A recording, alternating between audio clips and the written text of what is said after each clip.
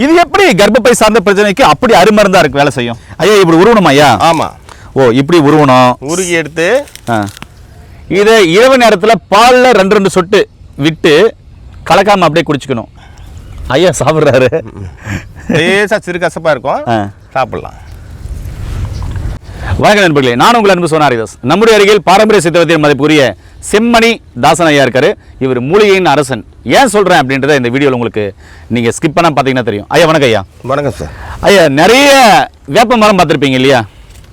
அந்த வேப்ப மரத்துல மண்ணுக்கு தகுந்த மாதிரி இலைகளும் மாறும்.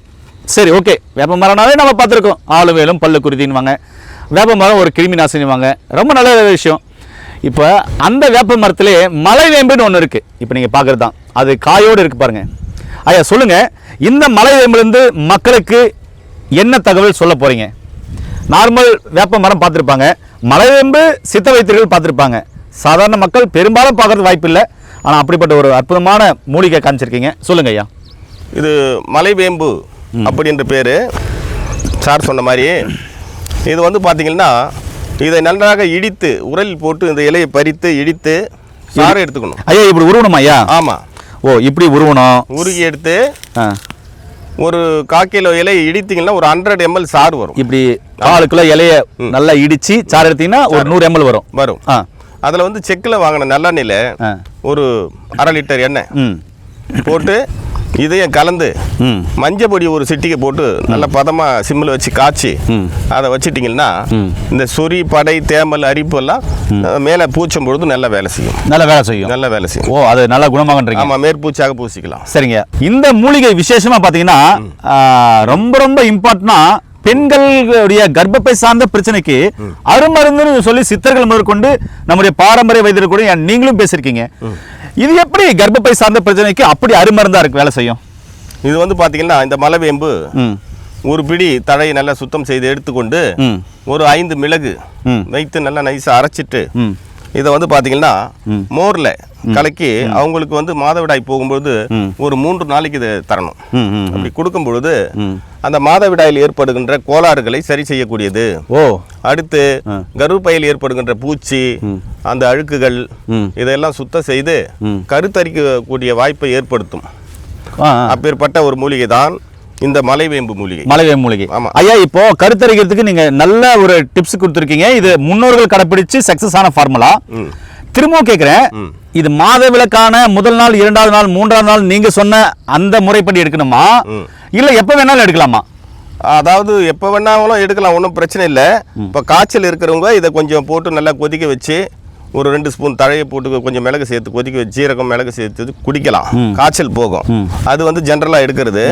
மற்றபடி வந்து இதை வந்து இந்த மாதவிடாய் கோளாறு உள்ளவங்களுக்கு வந்து அந்த 3 நாளைக்கு தான் சாப்பிடணும். மென்சஸ் ஆகும்போது அந்த 3 நாள் கொடுக்கணும். அதாவது முதல் நாள், 2வது நாள், 3வது நாள் கொடுக்கணும். ஐயா இப்போ எப்போ வேணாலும் சாப்பிடலாமா, இல்லை காலை நேரத்தில் மட்டும் தான் சாப்பிடணுமா?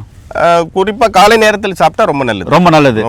இந்த 3 நாள்ல என்ன பத்திய முறைகளை அவங்க கடைபிடிக்கணும் ஐயா? நார்மலாக கவுச்சி விட்டா போதும், வேற ஒன்றும் தேவையில்லை. வேற ஒன்றும் பெருசாக தேவையில்லை.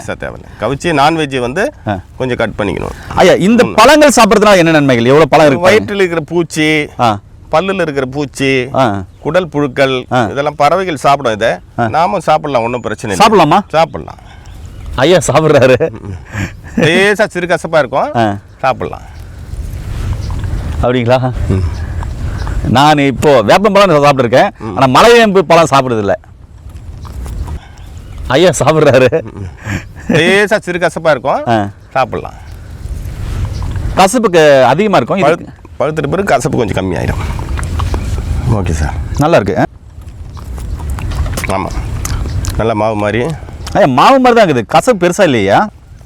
ஒரு அற்புதமான மூலிகை பார்த்தீங்கன்னா இதுன்னு சொல்லியிருக்காரு. இதோட இந்த சோரியாசிஸ் சம்பந்தமான பிரச்சனைகள், சொறி, சிரங்கு, படை, இது எல்லாத்துக்கும் அருமருந்து அப்படின்னு சொல்லிட்டு இதை சொல்லியிருக்காரு. ஒருவேளை இந்த மலைவேம்பு கிடைக்காதவங்களுக்கு, சோரியாசிஸ் சம்பந்தமான பிரச்சனை உள்ளவங்களுக்கு எங்கிட்ட இருக்குதான் பார்த்தீங்கன்னாக்க KK தைலம் அப்படின்னு சொல்லுவாங்க. இது வந்து பார்த்தீங்கன்னா அநேக மூலிகைகள் செய்யப்பட்ட ஒரு அற்புதமான மருந்து. இதை இரவு நேரத்தில் பாலில் 2 சொட்டு விட்டு கலக்காமல் அப்படியே குடிச்சிக்கணும். பால் பிடிக்காதவங்க நாட்டு சக்கரை உள்ளங்கையில் வச்சு ஒரு 2 சொட்டு விட்டு நைட்டு மட்டும் சப்பி சாப்பிடணும். சாப்பிட்டு வந்தீங்கன்னா எப்படிப்பட்ட சிவியரான சோரியாசிஸ் எத்தனை வருஷமாக இருந்தாலும் 1 மாதத்தில் 90% நீங்கள் சரியாவதை பார்த்துக்கலாம். 25 வருஷம் 20 வருஷமாக சோரியாசிஸ் இருந்தவங்க இது 1 மாதம் எடுத்து ரிக்கவர் ஆன டெஸ்ட் வீடியோ நான் உங்களுக்கு போட்டிருப்பேன், அதையும் பாருங்க.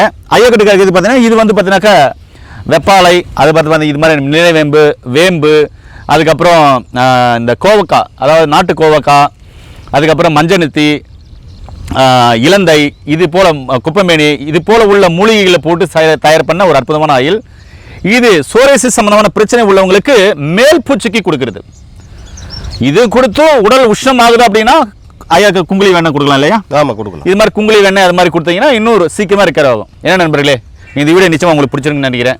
மீண்டும் இன்னொரு அருமையான பதிவு சந்திக்கலாம். நன்றி, வணக்கம். வணக்கம் ஐயா. வணக்கம்.